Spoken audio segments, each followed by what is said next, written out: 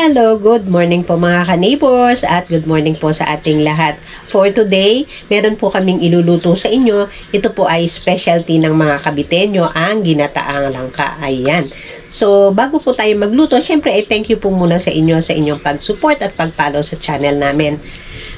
Nakakatuwa po at nakakataba po ng puso na makita yung increasing number ng aming subscribers, at yan po ay dahil syempre sa suporta nyo. Maraming thank you po sa inyo, that though hindi kami masyadong nakakapag-upload ngayon, ay continuous pa rin po ang pag-watch nyo at pag-support nyo sa channel namin. Ayan, salamat po sa inyo lahat, and dun po sa mga bago na napapadaan at nabiview yung channel namin, salamat po, at sana po ay nagugustuhan nyo yung mga contents ng videos namin. Ayan. So, proceed na po tayo sa ating topic for today, ang ginataang langka.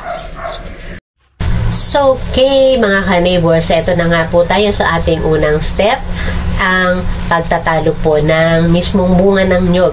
Ginather po namin yan doon sa bukid kasi meron pong puno ng nyog na meron ng matured na bunga. Ayan, bumagsak na po siya, as in, yung isang lungkoy or isang balaybay ng nyog ang tawag doon sa isang maraming bunga.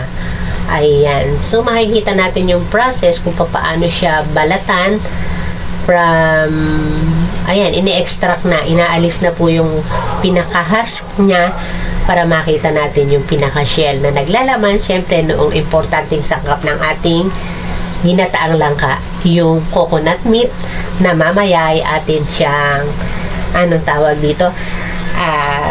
I-extract. Kung paano i-extract, makikita nyo rin po. At makikita nyo na medyo madugo rin po yung ating gagawin. Kasi nga, instead nga po na tayo ay mag-resort sa pagbili noong mga ready-made or ready-to-use na mga instant gata sa supermarket, or let's say, pumunta sa market at bumili na lang noong meron na po kasing nabibili, diba, sa market nung nakapiga na. As in, parang instant na rin. Doon nakita natin na siya ay in-extract pa talaga doon sa bunga. Pero dito nga po sa process na ginawa natin, from scratch, from the puno up to doon sa pagtatalo para makita natin yung pinaka-shell niya, para makuha natin yung meat. Ayan po yung process niya. So, medyo madugo, pero talaga naman pong guaranteed na masarap yung lulutuin kapag fresh na fresh yung gagamitin na sangkap. Ayan. At so, after nga po ng ating pagtatanggal ng bunot at nakita na natin yung ating pinaka-coconut fruit, ayan na po siya.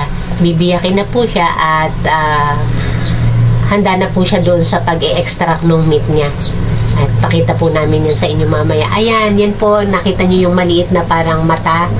Ayan, yan po ay tubo or tumbong ang tawag dito sa Cavite. Yan po yung pinaka-sibol ng coconut. Kapag hindi siya, let's say, hindi natin siya kinuha at hinayaan lang natin siyang tumubo, yan po yung magiging pinaka-umpisa ng puno niya. Pero edible po yan, nakakain. Masarap po siya pagka ganyan pa lang siyang kaliit. Ayun. Tapos, eto naman, ipakita rin namin sa inyo itong ating langka na hindi namin naipakita yan, sayang. Hindi namin naipakita kung paano namin siya kinuha doon sa mismong puno, pati nga yung pagkuha ng niyog. Sorry, na-forgot namin, pero ayan, ipakita na po namin yung resulta ng kinuha namin doon sa mismong puno. Madami po siyang bunga. So, ang kinuha po namin is yung mura pa, kasi kapag magulang na yung langka, matigas po yung pinaka-buto niya at saka yung pinakabalok ng buto. Unlike kapag ganitong mga kamura pa, madali po siyang lutuin, at saka pag naluto siya, malambot lang yung pinaka langka niya. Ayan, at isa pong tip namin sa pagluluto ng ganito, mapapansin nyo kung gaano karami yung langka or gaano kalaki yung langka na gagamitin or lulutuin, tatapatan po yan ng dami ng nyog para po makita natin yung masarap na result ng lulutuin. Pag po kasi kukonti yung nyog, sayang yung effort, kaya dapat po equal part po sila, or mas marami pa nga ng konti yung niyog, para mas maging masarap pa siya. And then, from doon sa pagtatalog ng ating lulutuin na langka, andito naman po tayo sa proseso ng pagkuha or pagtanggal noong mismong laman ng niyog, gamit po yung kudkuran, kayuran, o kayudan, depende po sa lugar kung ano ang tawag nyo. Sa amin po dito sa Cavite, yan po ay kudkuran or kayuran or kayudan. Ayan. So, kung madugo po yung pagtatalog natin ng nyog kanina, dahil lahat po is manumano mas madugo po ito. Kasi kung halimbawa, let's say meron kayong 10 niyog na biniyak, so that means 20 na half po ng niyog ang kakayurin nyo. 20 times yung igaganon. Ayan, kung mapapansin nyo, para kayong hinete ng kabayo na nakasakay sa kabayo. Dito, yung ulo po nun yung ikinukudkud nyo sa kayuran. For the purpose nga po na ma-extract natin yung meat para makuha naman natin mamaya yung pinaka coconut milk niya or yung gata na tinatawag. Ayan, kung mapansin nyo, medyo mahabang proseso nga tayo. Pero, since balik nga po tayo sa basic, yung manumanong paraan sa lahat ng bagay, ayan, medyo nakakagalaw po yung ating katawan. Yung nasanay tayo ng lahat ngayon is madalian. Ngayon, ayan, inumpisahan po natin sa lahat ay manumano. So, yung ating katawan po is gumagalaw. So, magandang paraan din po. Kumbaga, habang nag-aabang tayo ng masarap na lulutuin, ay nag-e-effort naman tayo at gumagalaw yung katawan natin. Parang exercise na rin in a way para handa tayo sa pagkain mamaya ng mga natural na foods. Po exercise ang ating makukuha dito kasi pag nagluto po kayo ng langka ay talagang kailangan po ng group effort. Kasi kung solo lang kayo, syempre lahat po ng mas madali yun ang gagawin nyo, lahat bibilhin nyo na lang. But since marami nga po kami ngayon dito today, so group effort, meron pong nagkukudkod at meron din pong naggagayat na ng pinakalangka na lulutuin natin. Ayan. Lahat-lahat po may nakatoka para po mas mabilis kasi medyo matagal-tagal din po ang proseso from yung prosesong nakita nyo kanina hanggang sa mag-arrive tayo doon sa magluluto na. Mahaba-haba po proseso, so kailangan po ng group. Ayan, eto po, need natin ng bawang, sibuyas at luya para doon sa ating pagigisa. At eto na nga po yung proseso, nagisa na po yung bawang, sibuyas, luya at ang sahog po namin dito is manok. Supposedly dapat sana ihahalo namin is yung paa ng manok kasi mas malasa siya, but since hindi po siya available, so ibang part po ng manok yung nakahalo sa kanya. Ayan, at inaantay lang po siya ay maluto at magisa ng ayos para pumasok yung lasa dun sa manok. And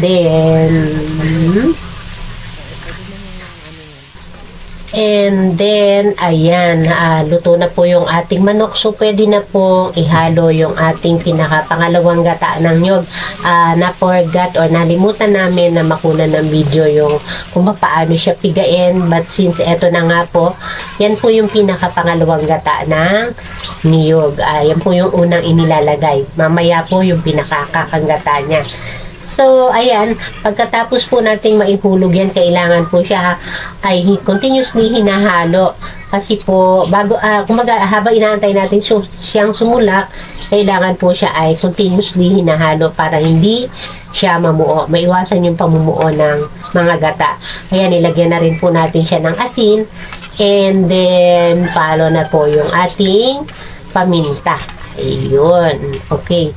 So, antayin lang po natin siyang kumulo ng kumulo para maluto yung ating gata. Ayan, medyo continuous lang po talaga hanggang sa makita natin na nagbabawol na sa taas para po sign na pwede na natin ihulog yung langka maya-maya. Ayun. Ayan, so isa pa, siguro napansin nyo na pwede naman namin sanang lutuin yung aming lulutuin sa gas stove, gas range, o pwede sa mga industrial na lutuan para mas madali at hindi masyado mainit. Pero kasi nga po gusto namin siyang maluto the traditional way, at since marami naman nga pong time kasi medyo maluwag yung oras sa today. So ayan, lahat po is manumano. So niluto po namin siya sa pamamagitan ng kahoy. Ayan. At isa pa po kasing masarap pagka niluto nyo sa kahoy ang pagkain. Ewan ko lang kung hindi ko ma-explain, pero iba po kasi talaga yung nagiging lasa niya. Siguro somehow yung natural smoke na galing doon sa kahoy ang nagbibigay ng ibang flavor, unlike doon sa niluto natin sa sakalan. Ayun. So, yun. Siguro kung matetesting nyo sa inyo, para ma-experience nyo rin at malasahan nyo rin yung sinasabi kong certain na lasa na kakaiba talaga sa mga pagkain na niluluto sa pamamagitan ng kahoy. Ayan, napansin nyo yung mga namumuong gata sa tagiliran. Yun po yung iniiwasan na na mangyari, kaya po siya ay continuously lagi siyang hinahalo. Kasi pag po yan ay naluto nang hindi nyo hinalo, makikita nyo po doon sa mga pira-piraso ng langka yung mga buo-buong gata na nasa kanya. So, pangit po siyang tingnan. Unlike po kapag hinalo siya ng ganyan, wala po kayong makikita kundi kaunting sabaw lang. Pero other design doon sa niluto natin na butil-butil na gata, wala po kayong makikita ganon. So, yun po yung essence ng continuous na paghalo habang hindi pa sumusulak yung gata natin. Ito po, since sumulak na nga po yung ating pangalawang gata, inihulog na po natin yung pre-boiled na langka, meaning malambot na po siya. So, ayan, antay na lang po natin masipsip ng langka, yung pinaka-flavor ng ating mga ingredients na inilagay, at antay natin na medyo siya ay maiga ng konti bago natin ihulog yung unang gata or yung kakanggata na tinatawag. Ayan, mas creamy po kasi yung kakanggata. And then, at this point, ayan, medyo nakaligtaan lang kung kunan ng video, pero andyan na po yung kakanggata na ihulog na po namin. At kung ano po yung proseso na ginawa natin doon sa pangalawang gata na inantay natin siyang maiga ng konti para po maiwasan minsan yung pagkapanis because of maraming sabaw. Ayan, so antayin lang po natin yan. At kung mapansin nyo, wala po kaming inilagay na ibang ingredients o seasoning. Napaka-plain lang po nung niluto namin na asin at paminta at saka yung bawang sibuyas at luya plus yun nga pong manok. Napaka-natural po yung lasa ng aming gulay. So, wala po kayong malalasahang iba kundi plain na lang talaga. Okay. So, ayan. Malapit-lapit na pong maluto ang ating gulay at matitikman na natin yung masarap na langka. So, ayan na po yung progress niya. Medyo nakikita nyo, iba na po yung kulay. So, pwede na po siyang kainin. Ayan, at medyo nagkakagutuman na. Inabot na nga po ng medyo malalim-lalim na rin sa gabi. So, kakain po muna kami. Though yung mas marami, kailangan pa pong paigahan para, as I've said, maiwasan nga po yung pagkapanis because of maraming sabaw. Paiigahan pa po yan ng kaunti. Okay, so that's it na lang po and kain po tayo. And so, ayan po mga ka-neighbors, at naipakita po namin sa inyo ang step by step na pagluluto ng ating ginataang langka. So, medyo kung may na-miss out kami, pwede nyo po itanong at sasagutin po namin yan para sa inyo. Ayan. So, okay. Yan na lang po for today at salamat po sa inyong panunood. Bye-bye po.